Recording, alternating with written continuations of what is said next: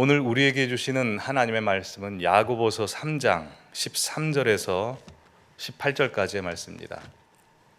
야고보서 3장 13절에서 18절까지의 말씀입니다. 신약성경 374쪽에 있습니다. 한 목소리로 봉독하도록 하겠습니다.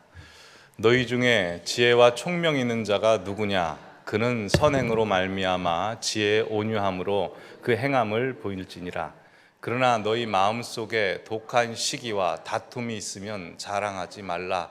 진리를 거슬러 거짓말하지 말라. 이러한 지혜는 위로부터 내려온 것이 아니요 땅 위의 것이요 정욕의 것이요 시기와 다툼이 있는 곳에는 혼란과 모든 악한 일이 있음이라. 오직 위로부터 난 지혜는 첫째 성결하고 다음에 화평하고 관용하고 양순하며 긍휼과 선한 열매가 가득하고 편견과 거짓이 없나니 화평하게 하는 자들은 화평으로 심어 의의 열매를 거두느니라. 아멘. 이번 주에 주신 시편 33편의 말씀 다 함께 읽고 외우겠습니다. 시작. 여호와께서 나라들의 계획을 폐하시며 민족들의 사상을 무효하게 하시는도다. 여호와의 계획은 영원히 서고 그의 생각은 대대에 이르리로다. 아멘.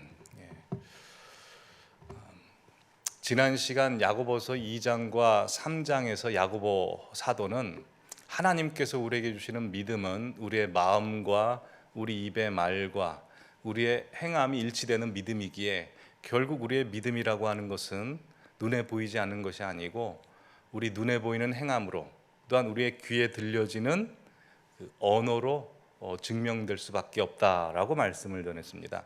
그래서 우리의 언어의 변화 또한 우리의 행함의 변화라고 하는 것은 우리의 인간적인 노력이나 결심이나 또한 인간적인 프로그램과 훈련에 의해서 가능한 것이 아니고 오직 예수 그리스도의 보혈의 피로 말미암아 우리의 존재가 변화된 그것이 선행된 이후에 우리가 하나님의 자녀가 되어 맞설 수밖에 없는 우리의 중립지대 마음에서의 전투 그 속에 우리의 속을 하나님의 말씀으로 채우고 또한 우리에게 소망의 이유를 묻는 자들에게 답할 것을 온유함과 담대함으로 준비되어질 때 가능한 것이다 라고 말씀을 드렸습니다. 그리고 오늘 우리 성도님께서 읽으신 야고보서 3장 13절에서 18절에 이어나오는 말씀은 그렇다면 우리는 마음의 전투에서 승리해야 되는데 마음의 전투에서 승리하기 전에 선행돼야 될 전투가 있는데 그게 우리의 생각에서의 전투인데 생각에서의 전투에서 승리하려면 지혜가 필요하다라고 말씀하는 내용입니다. 그래서 오늘 본문을 쭉 읽어보시면 핵심적인 키워드는 지혜입니다. 그래서 오늘은 지혜에 대해서 야고보 사도가 말한 대로 함께 말씀을 나눠보도록 하겠습니다. 하나님께서 이 세상 모든 만물을 창조하시고 또한 우리 생명체, 동물, 식물들을 만드셨을 때 그 생명체들이 땅에 생육하고 번성하고 충만하고 생존하게 하시기 위해서 각각의 생명체들이 생존할 수 있는 무기들, 장점들을 주셨습니다. 예를 들어서 사자에게는 하나님께서 강한 이빨과 또한 강한 발톱을 주셔서 지상 동물의 세계를 지배하게 하셨고 독수리에게는 멀리 볼 수 있는 눈과 또한 그 튼튼한 날개 그리고 뾰족한 부리와 발톱을 주셔서 공중 세계를 지배하게 하셨고 말에게는 빨리 달릴 수 있는 근육을 주셨고 소에게는 강력한 힘을 주셨고 쥐에게는 강력한 번식력을 주셨고 또한 토끼에게는 많은 소리를 들을 수 있는 쫑긋한 귀를 주셨습니다. 그래서 하나님께서 주신 그 강력한 무기들을 가지고 이 세상 모든 생명체들은 생존하게 됩니다. 근데 이 세상 모든 동물들이 가진 강력한 무기들과 우리가 가진 무기들을 비교해 보면 사실 우리가 가진 무기들은 참 능력이 별로 없습니다. 그래서 사실 사람들끼리 여러 자랑들을 하거나 칭찬들을 할 때 만약 동물들이 그 칭찬과 자랑을 듣고 있다면 비웃을 내용들이 굉장히 많습니다. 예를 들어서 어떤 할머니가 손자에 대해서 자랑을 합니다. 글쎄 우리 손자는 태어난 지 9개월 만에 걸었어. 보통 애들이 1년 정도 돼야 걷지 않습니까? 9개월 만에 걸은 것도 대단한 겁니다. 근데 그 자리에 만약 사람 말을 다 듣고 이해할 수 있는 송아지가 있었다고 해봅시다. 비웃겠죠. 왜냐하면 송아지는 태어나자마자 걷고 뜁니다. 또 몇 해 전에 우사인 볼트 아시죠? 지금은 은퇴했지만 우사인 볼트라는 100m 단거리 선수가 있는데 그 선수가 100m 단거리 세계 신기록을 경신합니다. 예전까지만 해도 9초 7이 마의 구간이라고 했습니다. 9초 7을 절대 인간이 못 뛰어넘는다고 했는데 이 우사인 볼트라는 키 큰 선수가 등장하더니 9초 7을 뛰어넘고 9초 6을 뛰어넘고 해서 마지막 세계 신기록은 9초 58이었습니다. 그때 전 세계 뉴스가 대서특필을 했죠. 근데 만약 그 뉴스를 치타가 듣고 있었다면 아마 비웃을 겁니다. 왜냐하면 치타는 100m를 9.5가 아니고 5.9에 도달한다고 한답니다. 그러게 동물들이 가진 능력과 사람들이 가진 능력을 비교해 보면 사람들이 한참 떨어질 수밖에 없습니다. 그러나 하나님께서는 우리 사람들을 사랑하셔서 동물들이 가진 강한 무기들보다 더 상회하는 무기들을 우리에게 주셨죠. 그게 바로 지혜입니다. 그래서 우리는 아주 강력한 이빨이나 날개나 또한 멀리 볼 수 있는 눈이 없어도 그 수많은 동식물들을 지배하고 다스릴 수 있는 능력이 바로 지혜입니다. 그래서 인간이 지혜를 가졌기 때문에 만물의 영장이다라고 하는 것이죠. 그러기에 이 지상에서 가장 최고의 무기라고 할 수 있는 것은 지혜입니다.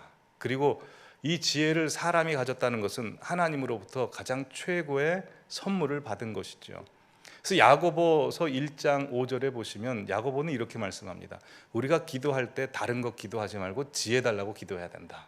그리고 여러 가지 기도 제목 중에 하나님께서 가장 잘 응답해 주시는 기도 제목은 지혜다라고 이야기했습니다. 그래서 우리 인간에게 이 지혜가 있다는 것이 얼마나 큰 복인지 모릅니다. 그러나 참 안타까운 것은 하나님께서 우리에게 주신 이 강력한 무기인 지혜를 가지고 인류 역사를 보시면 사람들이 그걸 가지고 하나님을 영화롭게 하고 하나님을 드높였던 것이 아니라 오히려 그것으로 하나님을 대적하기도 하고 하나님의 마음을 아프게 하고 하나님의 영광을 가리는 일에 사용을 해버렸습니다. 그렇다고 하나님께서 주신 지혜 자체가 문제가 있었던 건 아닙니다. 지혜는 정말 고결한 것이고 온전한 것입니다.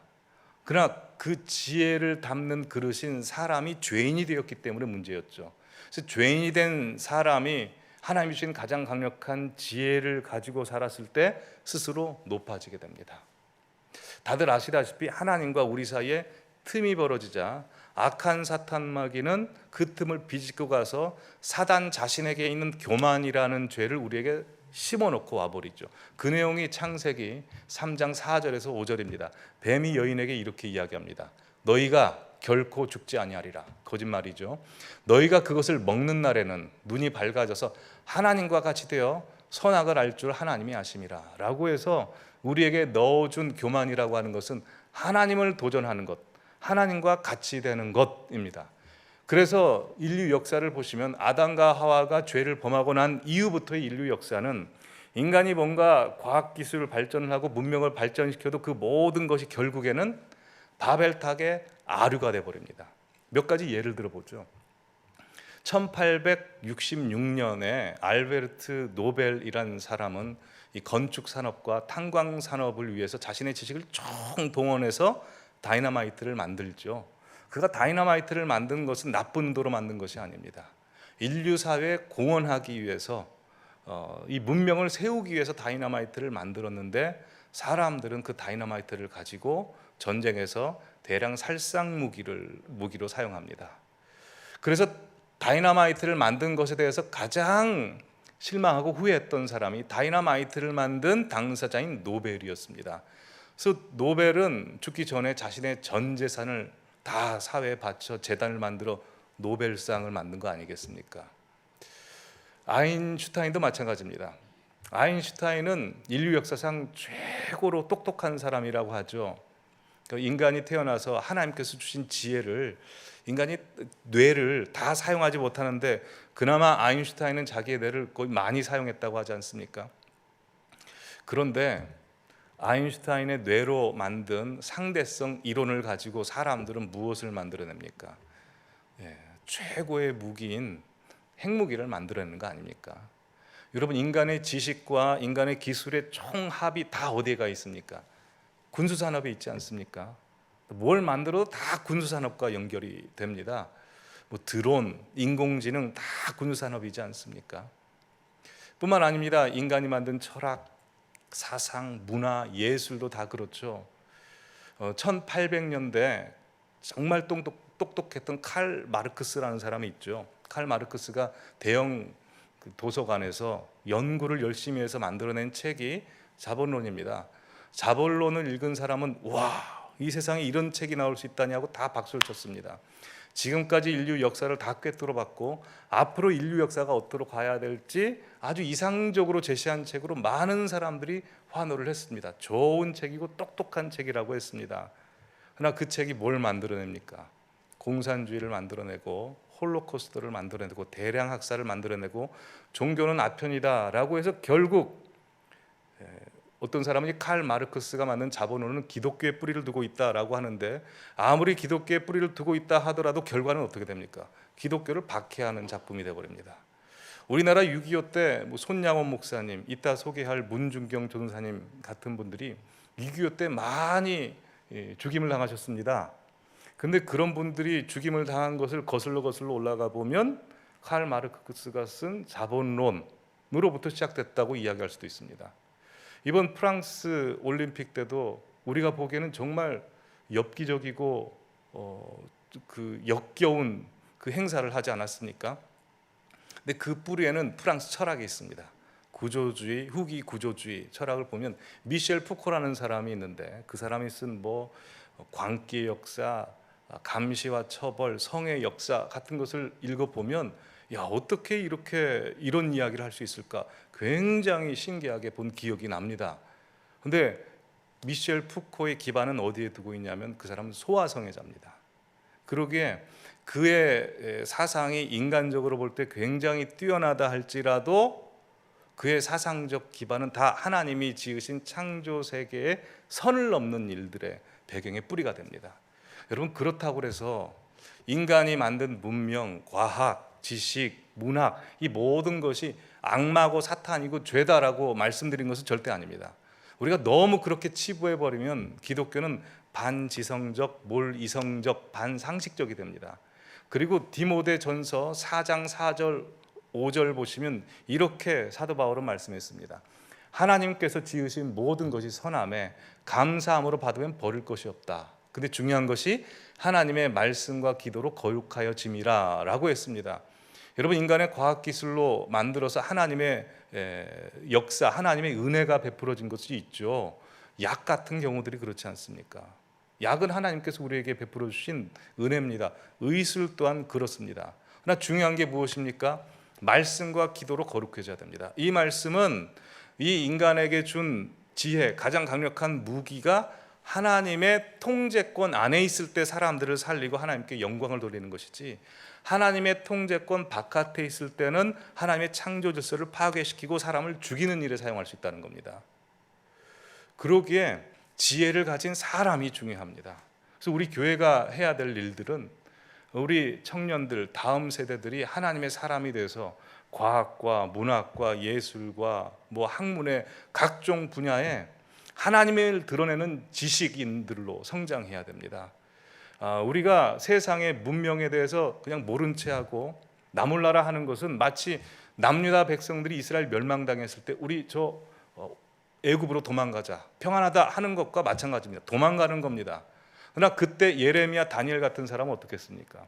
거의 왕따 당했습니다. 그러나 하나님 말씀 붙들고 하나님 드높이려고 하자 하나님께서 그들을 가지고 역사하시는 건 아니겠습니까? 우리 교회가 해야 할 일은 그런 똑똑한 사람들이 하나님 손에 붙잡혀 있게 하는 것입니다. 물론 이 세상은 계속 종말을 향해 가기 때문에 안 좋아질 것입니다. 그러나 하나님께서 원하시는 것은 그 속에서도 하나님의 사람들을 찾아내서 구원하시는 것인데, 그것은 지혜를 가진 그 사람이 하나님의 사람이 될 때 할 수 있다는 겁니다. 그래서 오늘 본문 13절 보면 이렇게 말씀하고 있습니다. 너희 중에 지혜와 총명 있는 자가 누구냐? 그는 선행으로 말미암아 지혜 온유함으로 그 행함을 보일지니라 라고 해서 우리의 믿음이 겉으로 보여지듯이 하나님께서 우리에게 주신 지혜 역시 겉으로 나타날 것인데 독특한 표현을 합니다. 지혜의 온유함으로 라고 되어 있습니다. 여러분, 온유함으로 라는 뜻이 무엇일까요? 온유함으로 라는 뜻은 헬라어로 이렇게 됩니다. 프라우스라고 하는데요, 뜻은 길들여진 야생마입니다. 여러분, 야생마는 길들여지지 않을 때 날듭니다. 아무 사람에게 유익이 되지 않습니다. 그러나 주인에게 통제되고 길들여졌을 때 야생마는 종마가 될 수 있는 것처럼 인간에게 하나님께 주신 지혜도 하나님 손에 붙잡혀야 그것이 대단한 종마가 되는 것이고, 붙잡히지 않으면 하나님의 창조 질서를 파괴하고 날뛰고 선을 넘게 된다는 것입니다. 그래서 오늘 본문에 보시면 이 세상의 지혜가 한 가지라고 이야기하지 않습니다. 두 가지라고 이야기합니다. 첫째는 하늘의 지혜, 둘째는 땅의 지혜. 좀 노골적으로 표현하면 하늘의 지혜는 하나님께서 주신 지혜고, 땅의 지혜는 악마의 지혜라는 겁니다. 귀신의 지혜. 하늘의 지혜, 하나님께서 주신 지혜라고 하는 것은 태초에 하나님이 천지를 창조하시고 인간에게 복을 주어 이 땅을 정복하고 다스리게 했던 그 복 속에 있는 지혜라고 할 수 있는 것이고, 땅의 지혜, 악마의 지혜라고 하는 것은 창세기 3장에 아담과 하와가 사단에게 유혹을 받아 선악과를 따먹었을 때 인간의 속에 심어놓은 사단이 준 그 탐욕과 교만의 죄, 그게 바로 그 땅의 지혜라고 하는 것입니다. 자, 그러면 하나님께서 주신 지혜와 악마가 준 지혜가 무엇이니 결론부터 말씀드리겠습니다. 악마가 준 지혜, 땅의 지혜라고 하는 것은 자기 똑똑한 것을 모든 사람에게 증명하여 서로가 시기 질투하고 다퉈 공동체가 깨지게 하는 지혜입니다. 여러분, 사단이라는 용어는 그 히브리어로 사탄이라고 할 때는 하나님을 대적하다라는 의미고요, 헬라어로는 디몬이나 디아블로라고 합니다. 디아블로라고 하는 건 갈라지다 합니다. 하나님께서 허락하신 우리 공동체를 갈라지게 하는 것, 하나님과 우리 사이를 갈라지게 하는 게 악마적인 것인데, 결국 땅의 지혜라는 건 자기 똑똑한 것 증명해서 모두를 바보로 만들어 갈라지게 하는 것이다 라는 겁니다. 그럼 반대로 하늘의 지혜, 하나님께서 우리에게 주신 지혜라고 하는 것은 자기 똑똑한 것을 증명하는 것이 아니라 하나님께서 주신 사랑과 따뜻함으로 모든 사람들을 포용하여 우리가 하나 되게 하고 모두가 하나님께 가까워지는 것입니다. 오늘 본문의 내용이 그게 핵심입니다. 그래서 오늘 본문에서 땅의 지혜, 하늘의 지혜가 무엇이라고 이야기하는지 조금 더 구체적으로 살펴보시죠. 먼저 본문 14절에서 16절까지 함께 읽겠습니다. 시작. 그러나 너희 마음속에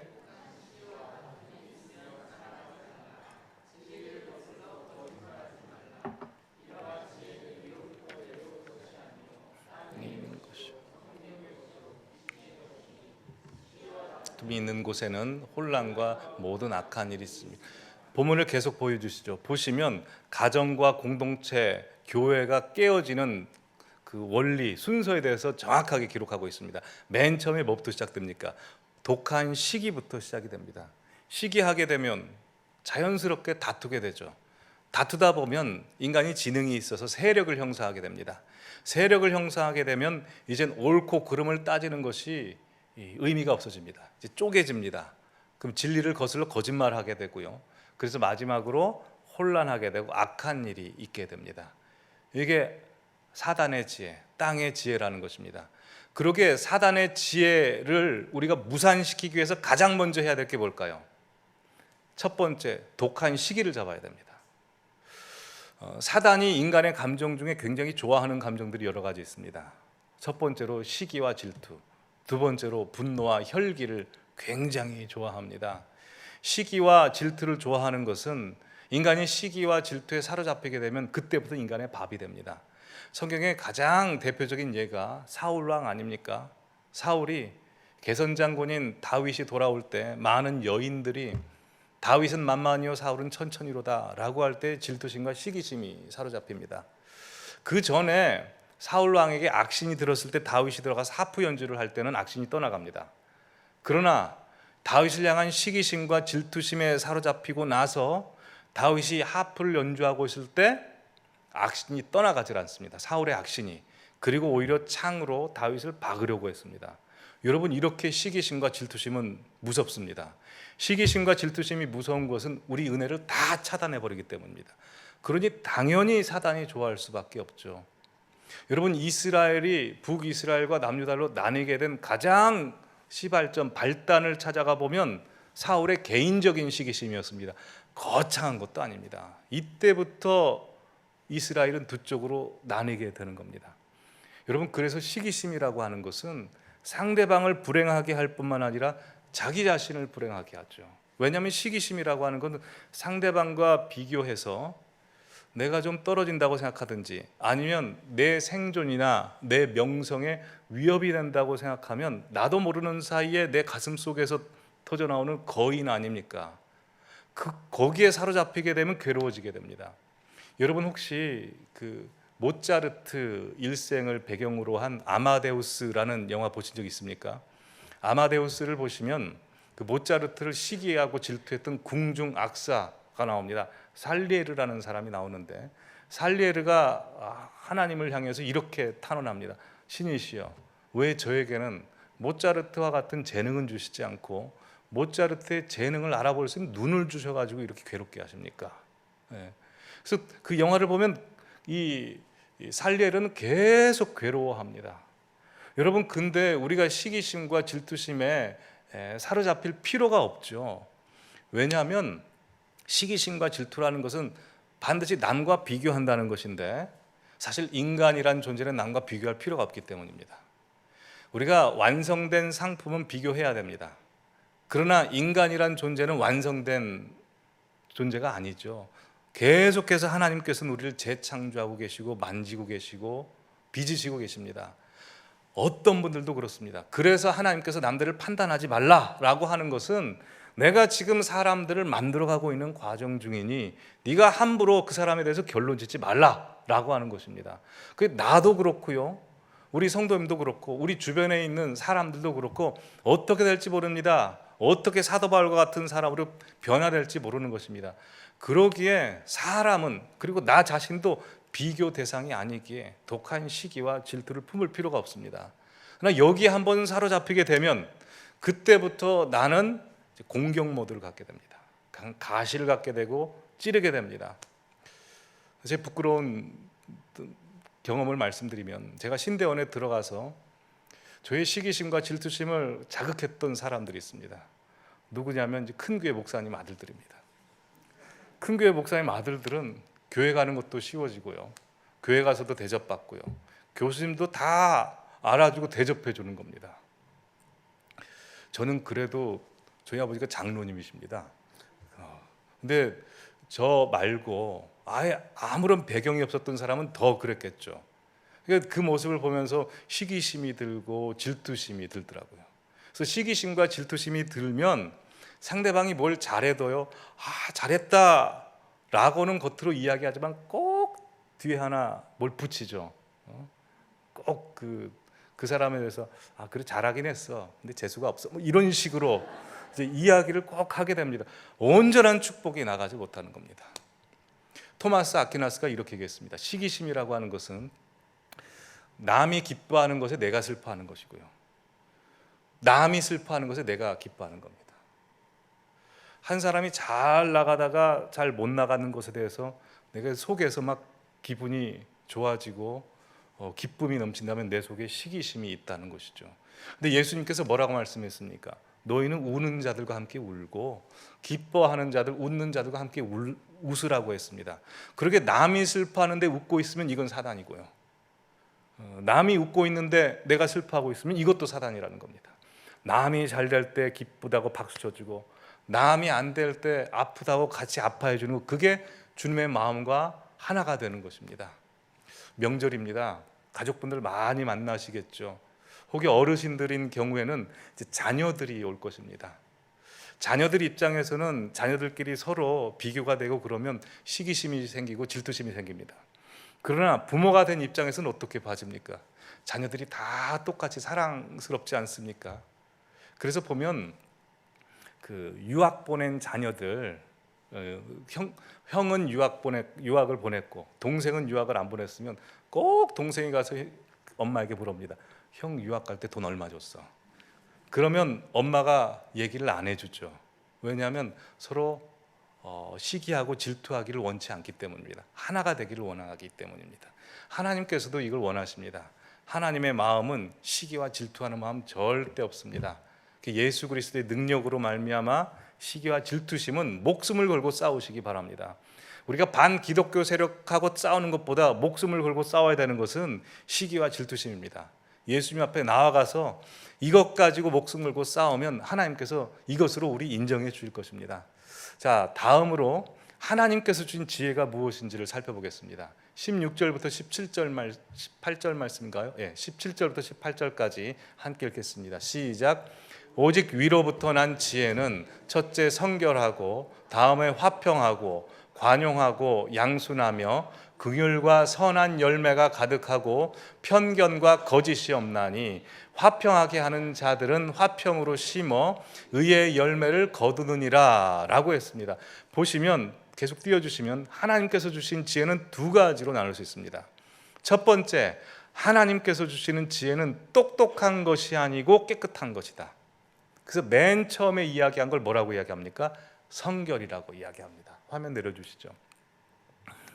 여러분, 인간이 아무리 똑똑하고 능력이 많아도 그 사람이 깨끗하지 못하고 성결하지 못하고 거룩하지 못하면 자기가 가진 모든 것을 다 잃어버립니다. 삼손은 능력 있는 힘 있는 사람이었습니다. 그는 낮에는 하나님의 말씀에 그대로 순종해서 블레셋과 싸워 승리합니다. 밤에는 여자의 노예가 됩니다. 정욕의 노예가 됩니다. 그래서 결국 그는 두 눈이 뽑히고 종의 신세로 전락하는 겁니다. 모든 것을 다 잃어버립니다. 그러게 진짜 지혜라고 하는 것은 똑똑한 것이 아니고 깨끗한 것이라는 겁니다. 똑똑하면서 깨끗하지 못하면 그건 미련한 것이죠. 여러분, 다윗 똑똑한 사람입니다. 그러나 다윗 인생 중에 가장 미련한 짓 했을 때가 언제입니까? 밧세바 간음했을 때입니다. 그러나 요셉은 보디발 아내의 유혹에 굴하지 않고 그런 순결함을 지킵니다. 만약 창세기 요셉의 본문에 요셉이 보디발의 아내가 유혹을 했을 때 그냥 홀딱 넘어갔다고 한번 가정을 해봅시다. 그럼 요셉은 어떻게 됐을까요? 참 가슴 아픈 일들이 많이 기록되었을 것이고 요셉을 통해서 하나님께서 역사하시지 못했을 수도 있습니다. 이렇게 순결함, 거룩함이라고 하는 것은 굉장히 중요합니다. 자, 두 번째, 하나님께서 주신 지혜의 특징은 보여주시면 본문 보여주시죠. 그 다음에 라고 해서 맨 첫 번째 화평을 이야기합니다. 그리고 맨 마지막 18절에도 화평을 이야기합니다. 그러게 그 다음에 나오는 모든 것들은 화평에 관한 이야기입니다. 그래서 이것을 정리해서 말씀드리면 하나님께서 주시는 지혜는 똑똑한 것이 아니고 따뜻함이라는 것이죠. 맨 처음에 관용해야 됩니다. 관용이라고 하는 것은 상대방을 받아들이는 것이고, 양순이라는 것은 고집 부리지 않는 겁니다. 자아를 죽이는 것이고, 긍휼이라는 것은 내가 하나님께 은혜를 받았으니 그 은혜를 기억하여 다른 사람들에게 은혜를 베풀 수 있는 것이고, 또한 이 모든 것이 긍휼 가운데 선한 열매입니다. 그래서 편견과 거짓이 없나니 라고 돼 있어서 쭉 보시면 마치 성령의 열매를 열거하는 것과 똑같습니다. 화면 내려주시죠. 그러게 지혜라고 하는 것은 성령의 열매와 같다라고 말하는 것은 이 지혜는 인간이 만들어낼 수 없다라는 것입니다. 하나님이 주셔야 된다라는 것을 야고보서가 말씀하고 있습니다. 그래서 아까도 말씀드렸다시피 야고보서 1장 5절에 지혜가 부족한 자는 멸시치 아니하시는, 꾸중하지 아니하시는 하나님 앞에 지혜를 달라 기도해야 된다라고 그렇게 이야기했습니다. 그러기에 지혜의 종류에 대해서 여러 가지, 특징에 대해서 여러 가지 열거했지만 사실 답은 간단합니다. 여호와를 아는 지식이 지혜의 근본이다 라고 해서 하나님 앞에 나아가야 된다는 겁니다.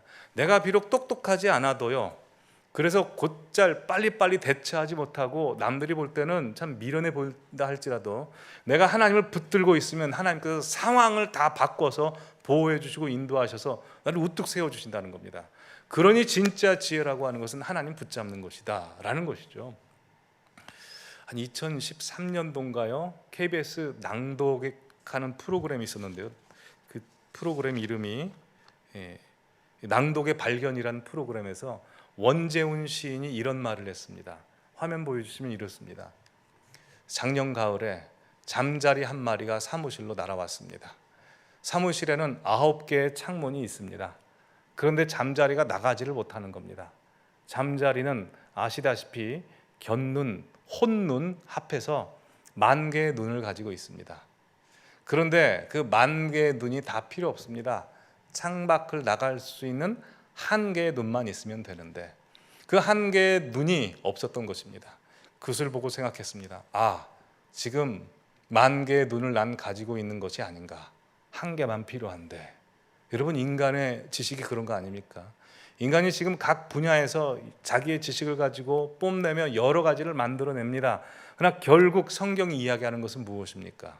그 10,000개의 지식이 다 있다 하더라도 1개의 눈, 하나님 모르면 말짱꽝이라는 것입니다. 여러 개의 길이 있다 하더라도 그 길이라고 하는 건 결국 하나님이 주시는 길이 아니면 다 방황하는 길이라는 겁니다. 그러기에 우리의 지혜는 하나님으로부터 나오기에 하나님 앞에 무릎 꿇어라 라고 하는 게 야고보 사도가 우리에게 극단적으로 이 세상에 악한 지혜가 있고 선한 지혜가 있고 귀신으로부터 나온 지혜가 있고 하나님으로부터 나온 지혜가 있는데 하나님으로부터 나온 지혜를 선택해라 라고 하는 겁니다. 마지막으로 우리 성도님께 도전을 드리고자 합니다. 복음과 하나님 주신 복과 지혜라고 하는 것은 이곳에 내려지면 자꾸 바이러스처럼 퍼져가는 영향력이 있습니다. 그래서 책 한 권 소개해 드리려고 합니다. 에릭 와이너가 쓴 천개의 지도라는 책이 있습니다. 천재의 지도. 이 천재의 지도라는 책을 꼭 한번 보시기 바랍니다. 저 최근에 봤는데요, 참 좋은 책입니다. 이 책이 원래는 천재의 발상지를 찾아서라는 제목으로 나온 책인데 잘 나와서 계속 재판이 됐습니다. 에릭 와이너라는 사람이 이 책에서 남들이 발견하지 못한 것을 이야기합니다. 그것은 이 천재가 어떤 특정 시대에 특정 지역에서 계속 출현을 했다는 겁니다. 예를 들어 기원전 450년 그 아테네, 그리스 아테네에는 아리스토텔레스, 소크라테스, 플라톤이 등장합니다. 또한 르네상스 시대 이태리 피렌체에는 미켈란젤로, 보티첼리, 또 누구죠? 레오나르도 디카프리오가 생각이 나는데 레오나르도 디카프리오가 아니라 레오나르도 다빈치가 등장을 합니다. 또한 18세기 오스트리아 빈에서는 하이든, 모차르트 그리고 베토벤이 출연을 합니다. 어떻게 특정한 시대에 특정한 지역에서 천재들이 이렇게 등장할 수 있는가? 에릭 와이너는 이 플라톤이 이야기한 말을 인용을 합니다. 이렇게 말합니다. 나라에서 존경받는 그것이 그곳에서 양성된다. 나라에서 존경받는 그것이 그곳에서 양성된다. 돌이켜보면 기원전 450년 그리스 아테네에서 그곳에서는 지혜자들, 철학가들을 숭상했기 때문에 소크라테스, 아리스토텔레스, 플라톤이 나온 겁니다. 또한 르네상스 시대 레오나르도 다빈치, 미켈란젤로, 보티첼리 같은 사람도 그 르네상스 시대 예술, 조각, 그림에 대해서 숭상했기 때문에 그런 인물들이 나오고요. 18세기 오스트리아 빈도 마찬가지입니다.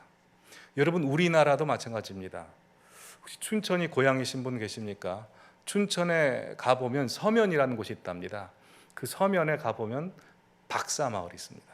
그 말만 박사마을이 아니고요, 진짜 거기에 박사들이 많이 나왔기 때문에 박사마을입니다. 조선일보 기사를 보니까요, 3년 전에 그곳에서 박사가 나온 숫자가 164명이었습니다. 그리고 3년 후 작년도에 나온 신문이었는데 총 34명이 더 늘어서 198명이 그곳에서 박사가 나왔답니다. 인구 4,000명밖에 안 됩니다. 어떻게 그곳에서 박사가 나올 수 있었을까? 옛날에 박사 선양탑을 세웠답니다. 그 선양탑에 이렇게 기록이 되어 있습니다.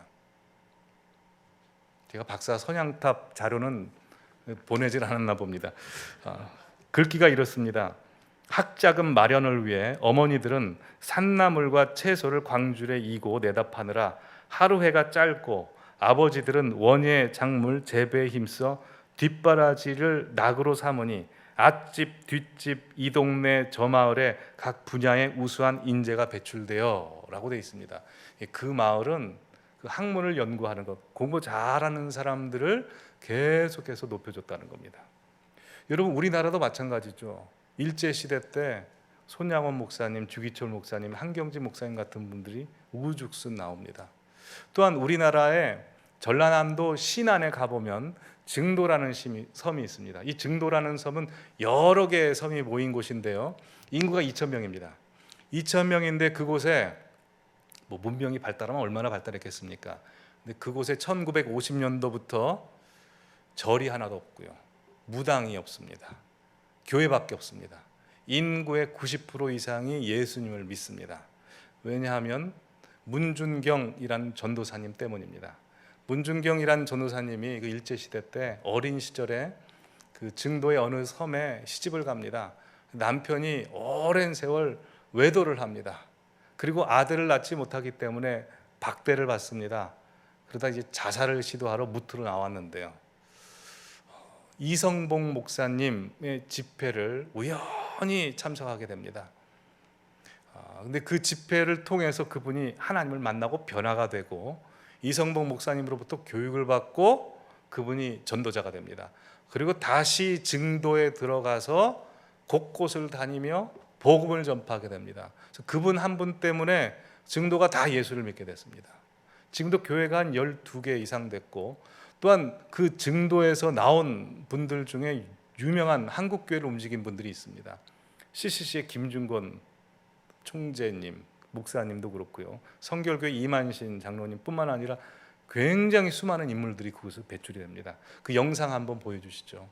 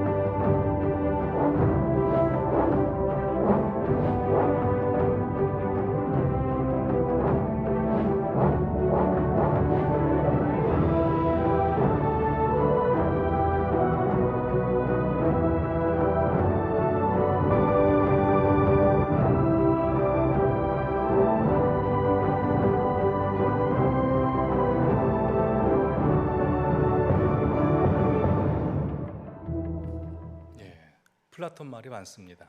그 지역에 존경받고 숭상하는 것이 천재가 나옵니다. 우리 성도님들께 도전 드립니다. 우리 교회에서 말씀에 순종하시는 분, 기도하시는 분들, 이 자리를 지키시는 분들, 예배 목숨 거시는 분들, 하나님 의지하시는 분들을 계속해서 높이시고 숭상하고 칭찬받는 그런 분위기가 됐으면 좋겠습니다. 그래서 우리 교회 안에서 이 세대 가운데 하나님께서 일하시고자 하는 많은 영적 천재들이 나와서 하나님께서 이 세상을 옳게 변화시키시고 복음으로 이 세상을 만들어 가시는데 귀한 도구가 되는 우리 교회와 우리 성도님들 되셨으면 합니다. 우리 함께 기도하고 찬양했으면 좋겠습니다. 세상을 사는 지혜가 필요합니다.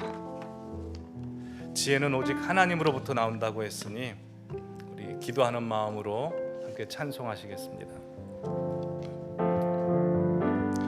하늘을 볼 겨를도 없이 정신없이 세상을 살다가 마음의 먹먹함이 내 삶을 짓누를 때 그제서야 주님을 찾습니다. 행복을 느낄 겨를도 없이 분주하게 세상을 살다가 인생의 허무함이 내 삶을 짓누 그제서야 주님을 찾습니다. 오늘도 여전히 주님은 그 자리에서 우리를 끊임없이 돌보시는데 부족한 내 영혼은 아직도 갈 길을 모릅니다. 내게 믿음 주소서. 내 연약한 마음 돌보소서. 한없는 주님의 사랑 알게 하소서.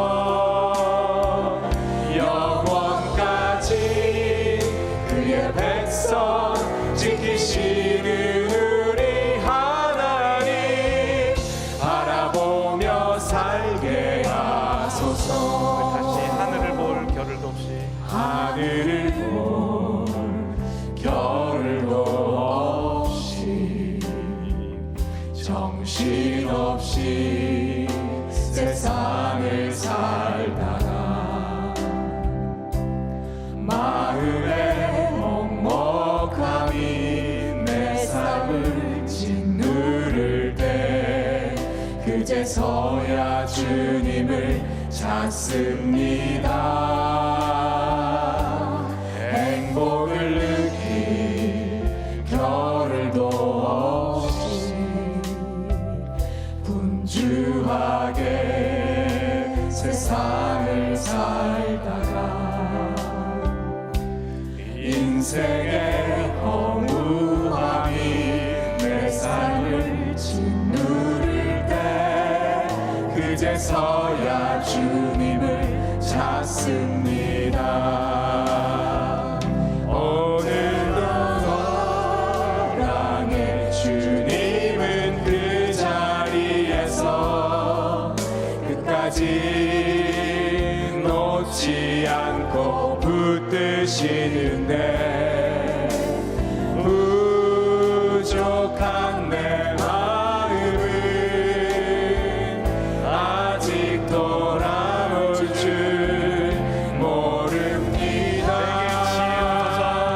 내게 지혜 주소서. 내 연약한 마음 돌보소서.